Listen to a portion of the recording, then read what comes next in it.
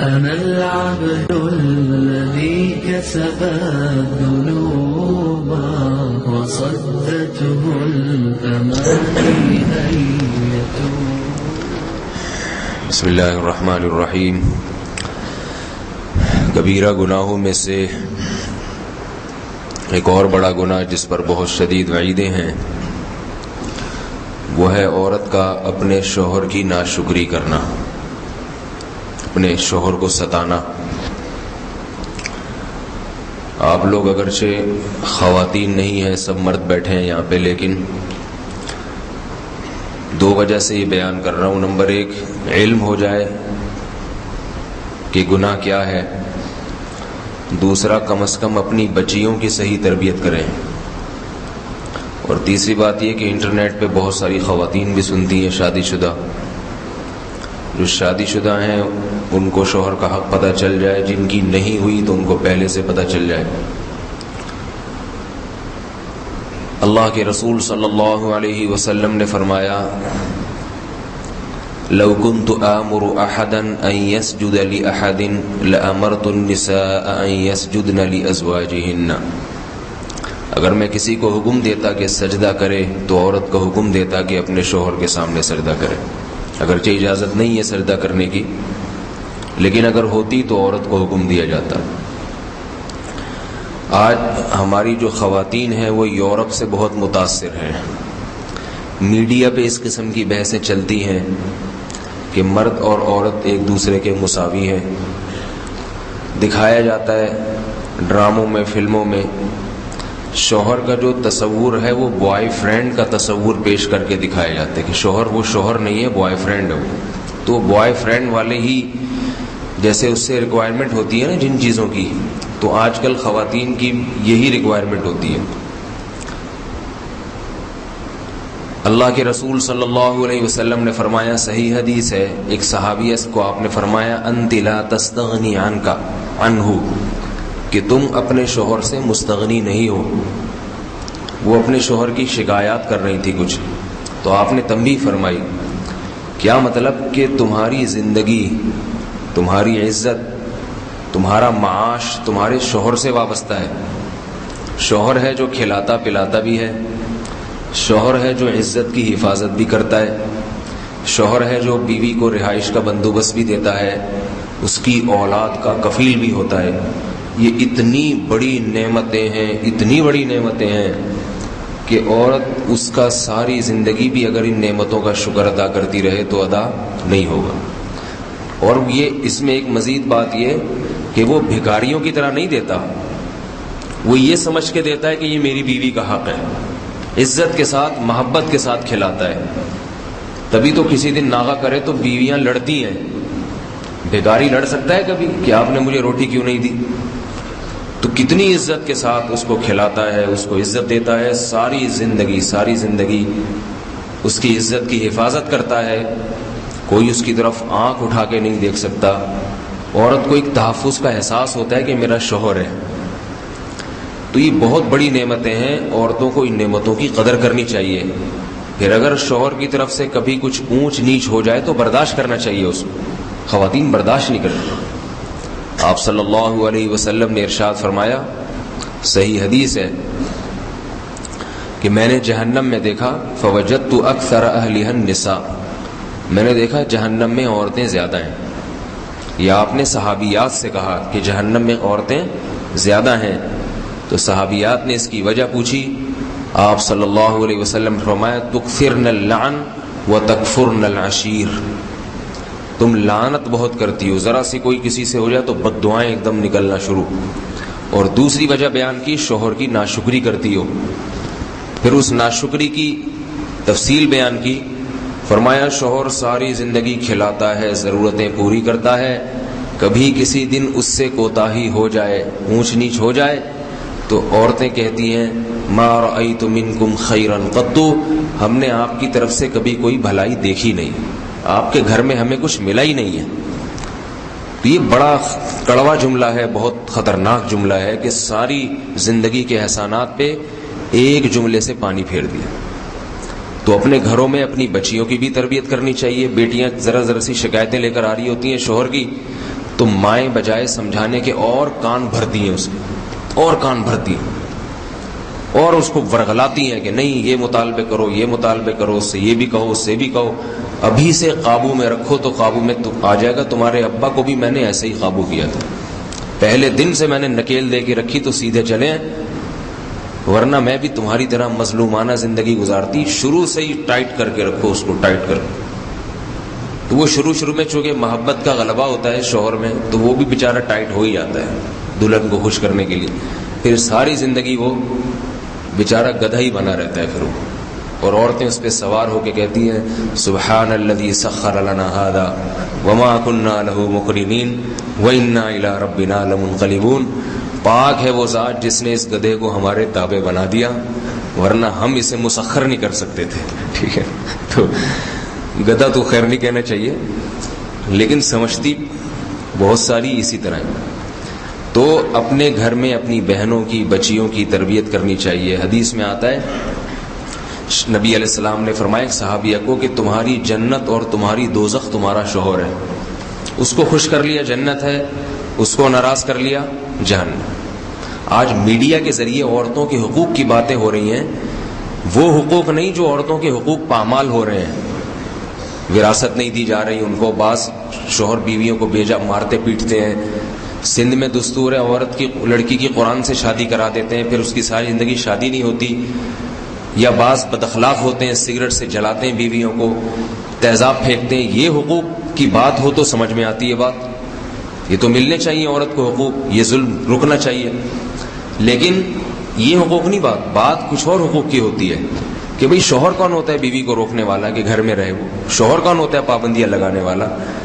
تو یہ جو باتیں ہیں نا، یہ لاشعوری طور پر میڈیا کے ذریعے عورت کو آزاد کیا جا رہا ہے، اور جس دن عورت آزاد ہو گئی اس کا نقصان عورت کو یہ ہوگا کہ مرد پھر شادیاں کرنا چھوڑ دیں گے، کہیں گے کون بیوی کی ٹینشن پالے، گھر لا کے عزت سے کھلائے۔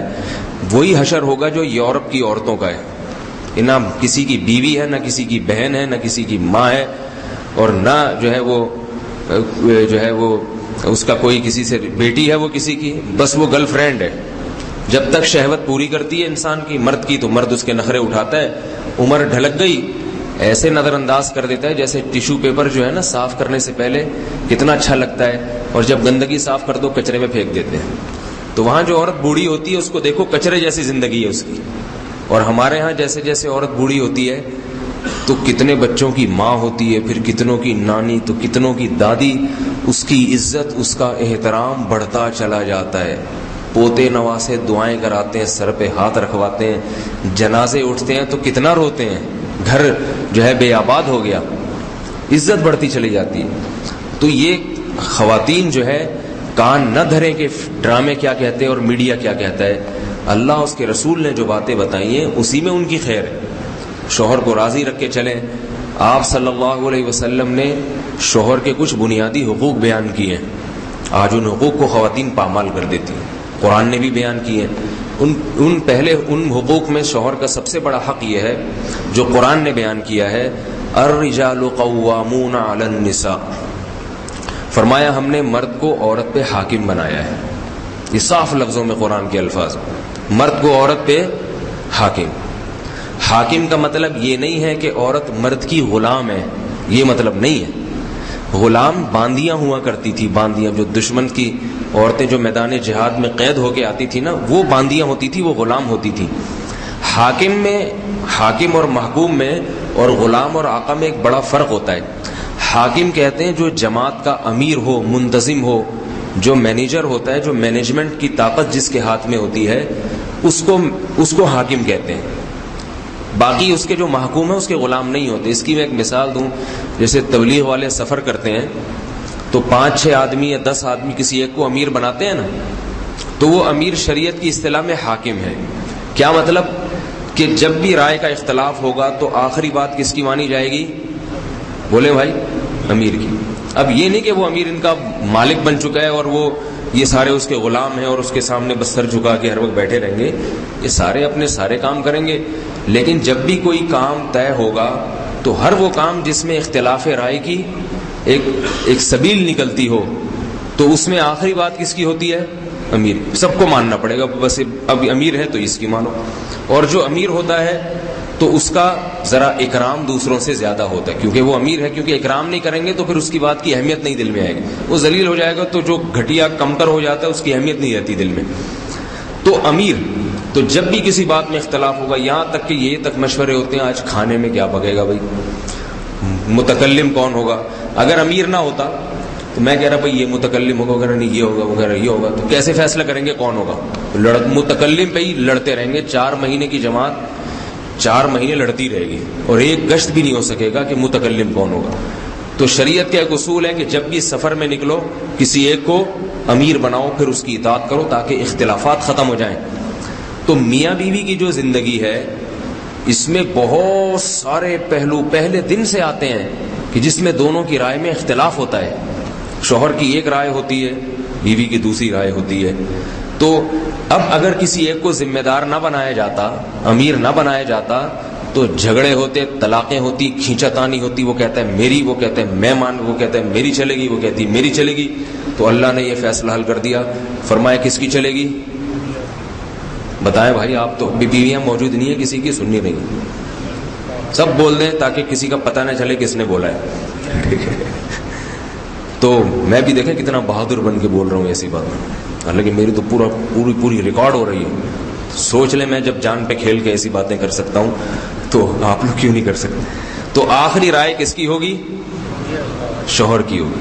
قوامون کا یہ مطلب ہے ہم نے حاکم بنایا ہے، امیر بنایا ہے، ذمہ دار بنایا ہے. تو اس کی بات. اب کتنے مواقع آتے ہیں جہاں میاں بیوی کا اختلاف ہوتا ہے، لیکن عورتیں ہمیشہ اپنی ٹانگ اونچی رکھنے کی کوشش کرتی ہیں، میری چلے گی میری. بڑے اہم مواقع آتے ہیں جن میں جو ہے نا وہ بچوں کی تعلیم کا مسئلہ، شوہر نہیں سمجھ رہا مناسب کہ میں اس اسکول میں پڑھاؤں، بلکہ وہ یہی مناسب نہیں سمجھ رہا کہ میں کسی بھی اسکول میں پڑھاؤں. مثال کے طور پر اس کی ایک رائے ہے کہ اسکولوں کا ماحول خراب ہے، میں گھر میں پڑھاؤں گا یا ٹیوشن لگواؤں گا. تو اس میں بیوی رائے تو دے سکتی ہے کہ نہیں جی ایسے نہیں، آج کل کیسے ہو گیا، اب دماغ خراب ہو گیا، سب کچھ سمجھا دے اس کو. لیکن چلے گی کس کی؟ شوہر کی. بس شریعت کہتی ہے شوہر جو کہہ رہے ہیں اولاد کی ذمہ داری، اولاد کی تعلیم، یہ کس کا بنیادی حق ہے؟ کیونکہ اولاد پر پہلا حق اللہ نے باپ کو دیا ہے، ماں کو حق بعد میں دیا ہے. ماں کا احترام تو حسن اخلاق میں 3 گنا باپ سے زیادہ بڑھا دیا. بچے کو پابند بنائے کہ ماں کو خوش رکھے، لیکن حق اتھارٹی کس کی ہے؟ وہ باپ کو دی ہے. وَعَلَى الْمَوْلُودِ لَهُ، اللہ فرماتے ہیں جس کے لیے بچہ جنا ہے عورت نے، یعنی جو بچے کا مالک ہے، تو مالک کس کو اللہ قرار دے رہے ہیں؟ باپ کو. تبھی باپ سے بچے کا نسب چلتا ہے. باپ پٹھان ہے تو بچہ پٹھان، ٹھیک ہے. باپ پنجابی ہے تو بچہ پنجابی، باپ سرائکی ہے تو بچہ سرائکی، باپ سید ہے تو بچہ سید سمجھا جائے گا. تو یہ اللہ نے ایک حق دیا ہے اس کو. تو میں ایسے لوگوں کو جانتا ہوں کہ تعلیم کے مسئلے میں اختلاف ہوا کہ بچے کی تعلیم کہاں ہوگی، بیوی نے کہا نہیں وہاں ہوگی، شوہر کہہ رہے نہیں یہاں ہوگی. اس پر طلاق ہو گئی، اور عورت بچے لے کے چلی گئی. جس کا پلڑا بھاری ہو پھر وہ بچے لے کے چلا جاتا ہے. تو طلاقیں ہو جاتی ہیں. حالانکہ وہ لڑکی شرعی پردہ بھی کرتی تھی، نمازی بھی تھی، مگر یہ نہیں پتا کہ میرا دائرہ کار کہاں تک ہے، مجھے یہ اجازت بھی دی ہے یا نہیں دی شریعت نے اسے.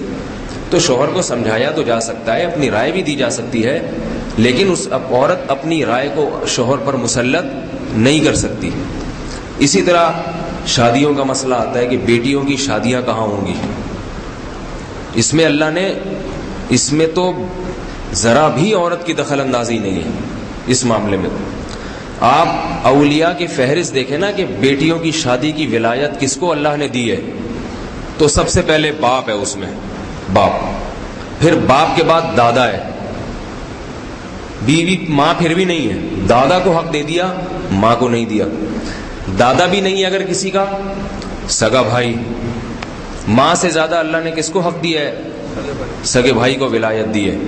سگا بھائی اپنی بہن کی شادی کرا دے ایک جگہ، ماں کہیں اور کرا دے، تو شریعت بھائی کے نکاح کو کنسیڈر کرتی ہے، بھائی کے نکاح کو معتبر مانتی ہے، ماں کے نکاح کو معتبر نہیں مانتی.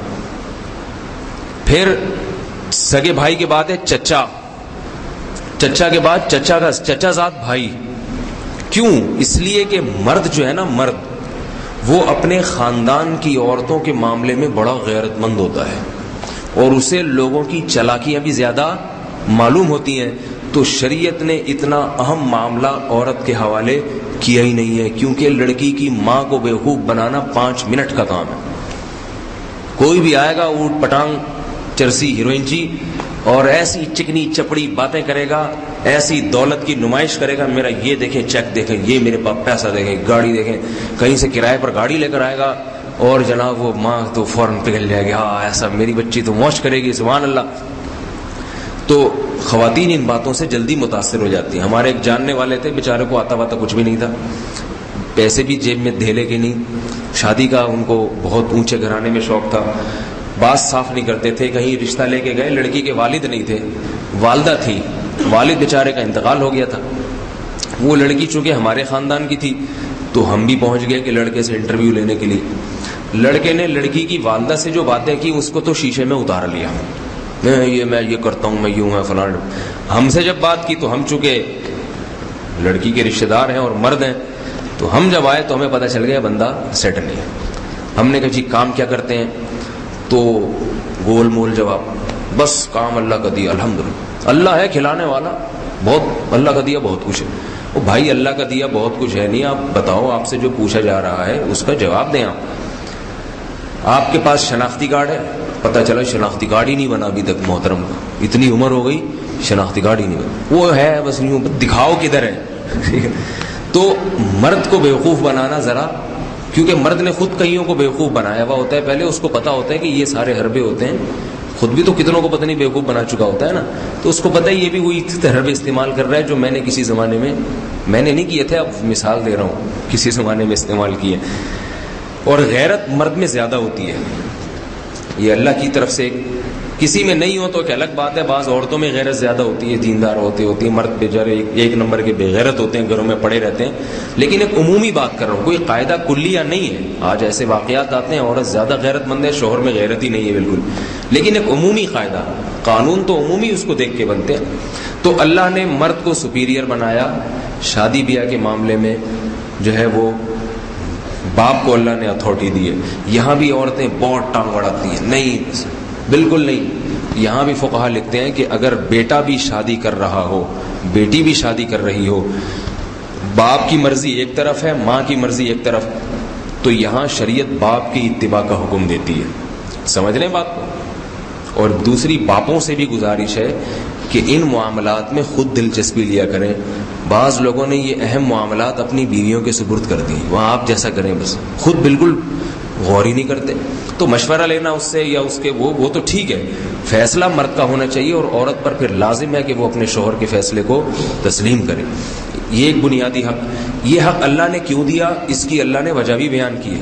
اللہ اگر وجہ نہ بیان کرتے نا تو بھی ہمیں ماننا چاہیے تھا، لیکن خواتین کی تسلی کے لیے، کیونکہ وہ بات اتنے آرام سے سمجھتی نہیں ہیں، ان کی تسلی کے لیے کہ خواتین کہیں گی اللہ تو نے مرد کو حق اونچا کیوں دے دیا، تو اللہ نے تو ان کی تسلی کے لیے 2 وجہ بیان کی کہ بھائی کچھ وجوہات ہیں، ایسا ہی نہیں کر دیا میں نے۔ فرمایا الرجال قوامون علی النساء، مرد کو ہم نے عورت پہ حاکم بنایا ہے 2 وجہ سے، بما فضل اللہ بعضهم علی بعض، ایک تو یہ کہ اللہ کا نظام ہے کہ اللہ بعض کو بعض پر فضیلت دیتے ہیں، دنیا میں کہیں بھی ایسا نہیں ہے کہ سب ایک ہی جیسے ہوں۔ پیغمبروں کو فضیلت دی نا اللہ نے امتیوں پر، اب کوئی کیا مجھے پیغمبر کیوں نہیں بنایا، بھائی اللہ نے ان کو کیوں بنا دیا؟ بھائی اللہ کی دین ہے، جس کو چاہے، کسی کو تو بنانا تھا تو ان کو بنا دیا۔ پھر کسی کو دولت اللہ زیادہ دیتے ہیں، کسی کو غریب، اب غریب کا وہ پیسے زیادہ دے دیے، اور میری بھی ایک ہی ناک 2 آنکھیں 2 ہاتھ، مجھے پیسے کم دیے، تو بھائی اللہ نے رزق تقسیم کیا، کسی کو زیادہ کسی کو کم، اس میں حکمت ہے، مصلحت ہے۔ اب کسی کو آفیسر بنا دیا، کسی کو اس کے ماتحت کر دیا، تو اب کیا وہ کرسی پہ بیٹھے ہوتے ہیں، میں آج پوچھے لگا رہا ہوں دفتر میں، ٹھیک ہے نا، تو بھائی سارے اگر دفتر میں کرسی پہ بیٹھنے والے ہوتے تو پوچھا لگانے والا کون ہوتا پھر؟ تو اللہ کا نظام ہے۔ اور تو اسی طرح اللہ فرماتے ہیں کہ میاں بیوی میں کسی کو تو اونچا مقام دینا تھا نا، تو ہم نے کس کو دے دیا؟ شوہر کو دے دیا۔ اور یہ اللہ نے ایسے ہی نہیں دیا، اس میں صلاحیت ہے، اس میں وہ مرد ہے۔ الٹا ہو جاتا نا معاملہ تو پوری آوے کا آوا بگڑ جاتا، پھر مرد رخصت ہو کے گھر سے جا رہے ہوتے، بیویاں طلاق دے رہی ہوتی، اور بھی پتہ نہیں کیا کیا ہو رہا ہوتا، تو عجیب سا نظام بن جاتا ہے اس میں۔ اور دوسری وجہ اللہ یہ بیان کرتے ہیں وَبِمَا أَنفَقُوا مِنْ أَمْوَالِهِمْ، بیوی کی کھلائی پلائی اور ضروری خرچوں کی ذمہ داری ہم نے مرد کے کندھوں پہ ڈالی ہے. تو جس کے ہاتھ کو اونچا رکھا ہے، جس پہ ذمہ داریاں ڈالی گئی ہیں، تو اس کو کچھ پروٹوکول بھی تو بینیفٹس بھی تو دیے جائیں گے، نہیں دیے جائیں گے. عورت کا کام ہے شوہر کی آمدن سے کھانا اور شوہر کا کام ہے کھلانا. تو جو کھلا رہا ہے اگر اس کی گھر میں نہیں چلے گی تو کھلانا چھوڑ دے گا، وہ چھوڑ کے چلا جائے. بولے کھلا میں رہا ہوں، بجلی کا بل میں بھر رہا ہوں، گیس کا بل میں بھر رہا ہوں، مکان کا کرایہ میں دے رہا ہوں، بچوں کی فیس ہے میں بھر رہا ہوں، چلتی میری اس گھر میں ایک بھی نہیں ہے. آج کل یہی تو شکایتیں آتی ہیں میرے پاس، شوہر بیچارے ستائے ہوئے آتے ہیں، حضرت بل بھی میں بھر رہا ہوں، گیس بھی میں دے رہا ہوں اور کرایہ بھی میں دے رہا ہوں، بچوں کی فیسیں بھی میں بھر رہا ہوں، بیگم پھر بھی نہیں مانتی. تو ایسے ایسے ستائے ہوئے ہیں کہ اللہ کی پناہ.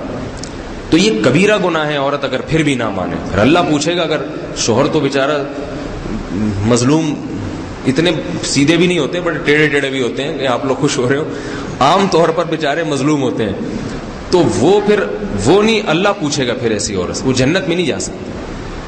تو اللہ نے اس کی وجہ بیان کی. تو پہلا بنیادی حق شوہر کا کیا بتایا کہ جہاں رائے میں اختلاف ہوگا تو کس کی بات چلے گی؟ شوہر. ہاں شوہر ہی کبھی اپنی رائے سے دستبردار ہو جائے بیوی کے دل خوش کرنے کے لیے تو یہ ایک اخلاق کی بات ہے، اس کو ایسا کرنا چاہیے، ہر جگہ اپنی ٹھونسنی نہیں چاہیے.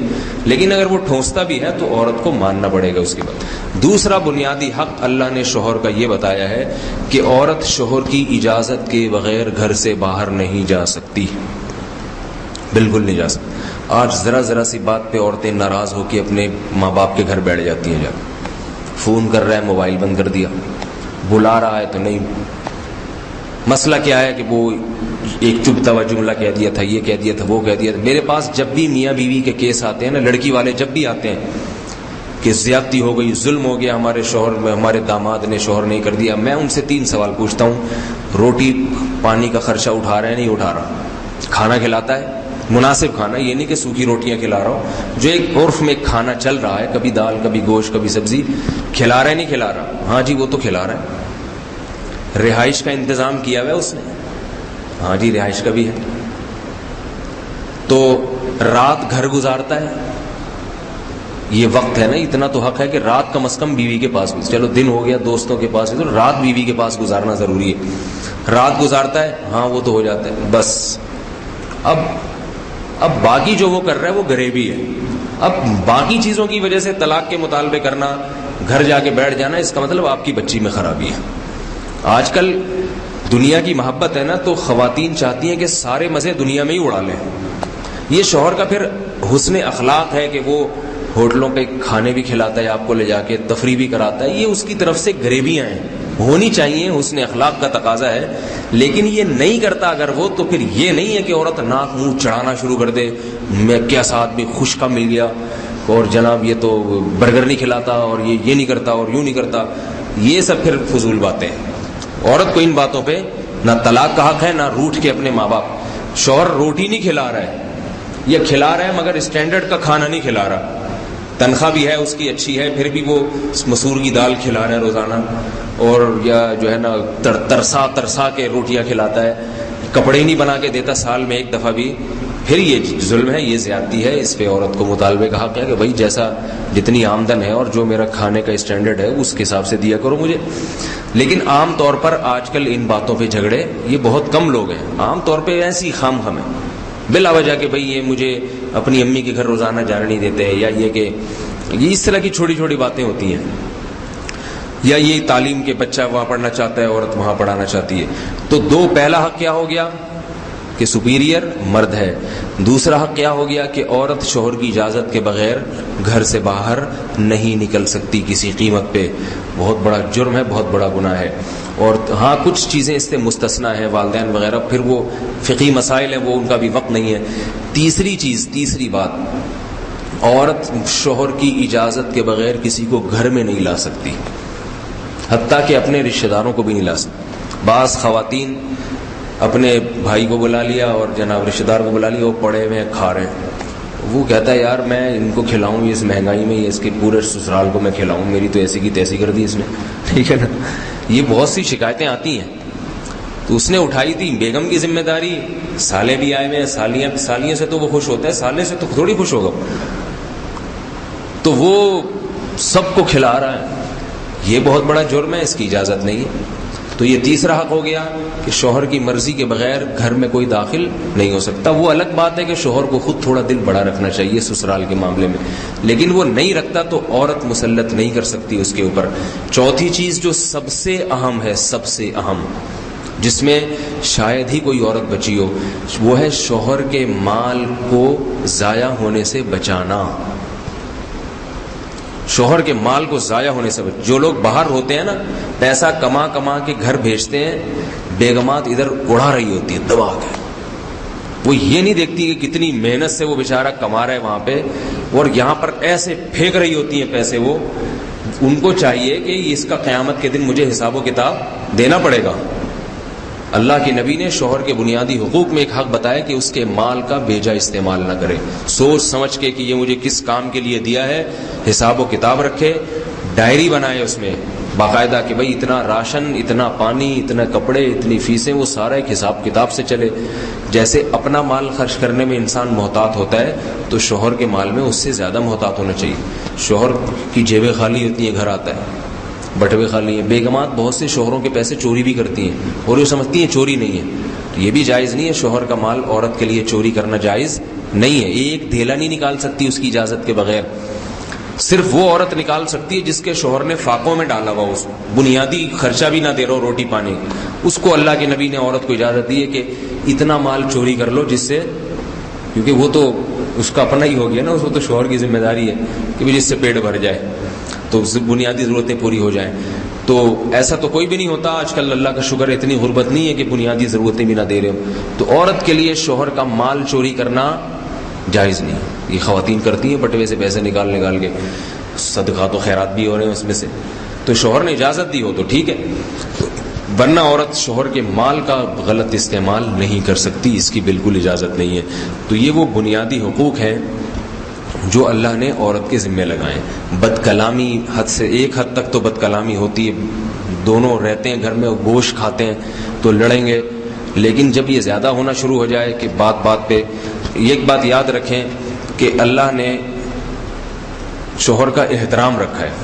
آج ہمارا کچھ کلچر اس قسم کا دکھایا جا رہا ہے کہ خواتین شوہر کے ساتھ بعض ایسا مذاق بھی کرتی ہیں جو شوہر کے اکرام اور احترام کے خلاف ہے۔